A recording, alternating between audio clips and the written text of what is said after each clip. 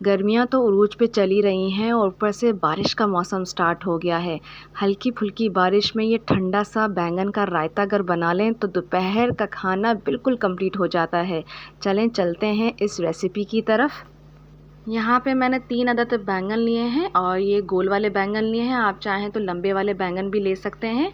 और यहाँ पे अच्छे से वॉश करके इसके मोटे से मैं इसकी स्लाइसेस करूँगी। थोड़े मोटे रखेंगे हम, क्योंकि हमने इसको फ्राई करना है। अगर हम पतले करेंगे तो बहुत ही ज़्यादा ये मुरझा जाएंगे जब ये फ्राई होंगे। यहाँ पे ये एक थोड़ा सा जो है ख़राब हो गया था, तो मैंने इसको कट करके हाफ़ कर लिया है। और यहाँ पे देखें एक पानी लिया है एक बोल में, और इसके अंदर मैं जो है सारे बैंगन को जो है अच्छे से डिप कर दूँगी। पर इससे पहले जो है मैं इसमें नमक ऐड करूँगी, जिसकी वजह से जो ये बैंगन है वो काला नहीं होगा। तो इसलिए सारे बैंगन्स को जो है इन नमक वाले पानी में अच्छे से डिप करके 5 से 10 मिनट तक रहने दूँगी। बहुत ही झटपट और बहुत ही मज़ेदार सा ये रायता तैयार होता है।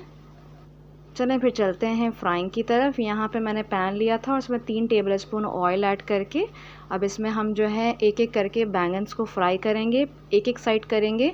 जब गोल्डन कलर आना स्टार्ट हो जाएगा तो दूसरी साइड को टर्न करेंगे।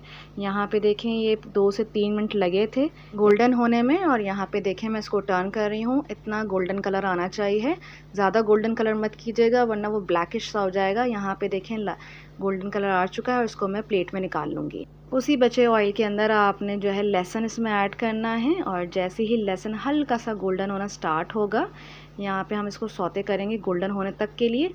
जैसे ही गोल्डन होना स्टार्ट होगा मैं इसके अंदर एक प्याज लूँगी, वो भी चॉप करके इसमें ऐड कर दूँगी। अच्छे से प्याज को हमने सिर्फ ट्रांसलूसेंट सा करना है, कोई गोल्डन नहीं करना।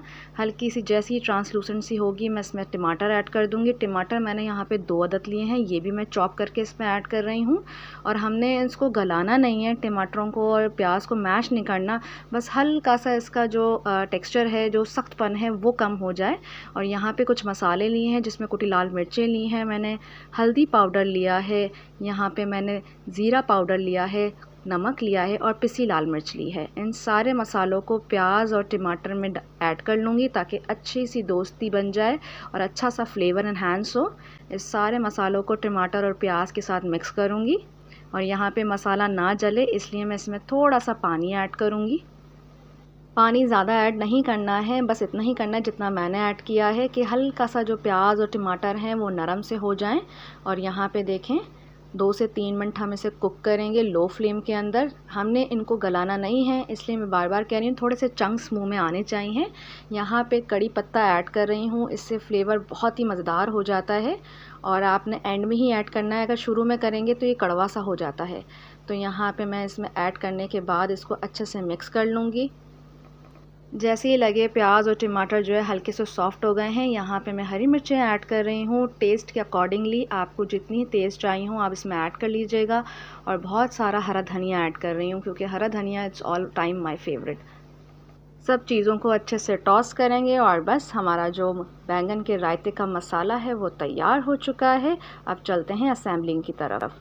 यहाँ पे मैंने एक बोल लिया है जिसमें हमें सर्व करेंगे। यहाँ पे बैंगन फ्राई किए हुए उसको हम प्लेस कर देंगे, अच्छे से डिश में सेट कर देंगे।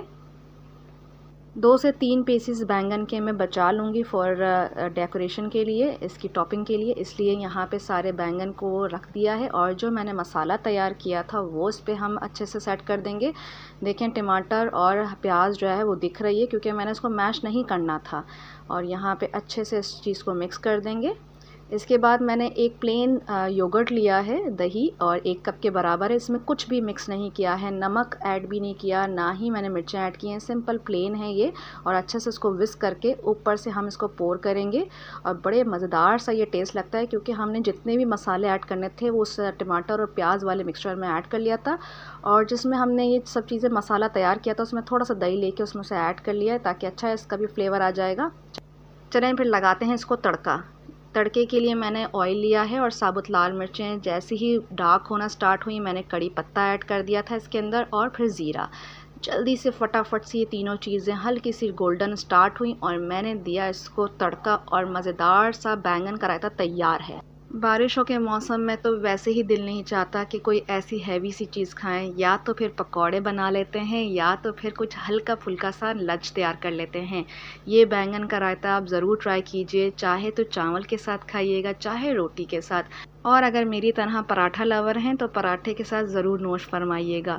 کتنا مزیدار سا یہ ٹیکسچر ہے، میں آپ کو دکھاؤں۔ نیچے فرائنگ بینگن، اوپر مسالہ اور بیچ میں سادہ سا دہی کے ساتھ اوپر سے تڑکا، مزیدار سا اس کا بیلنس تیار ہوا تھا۔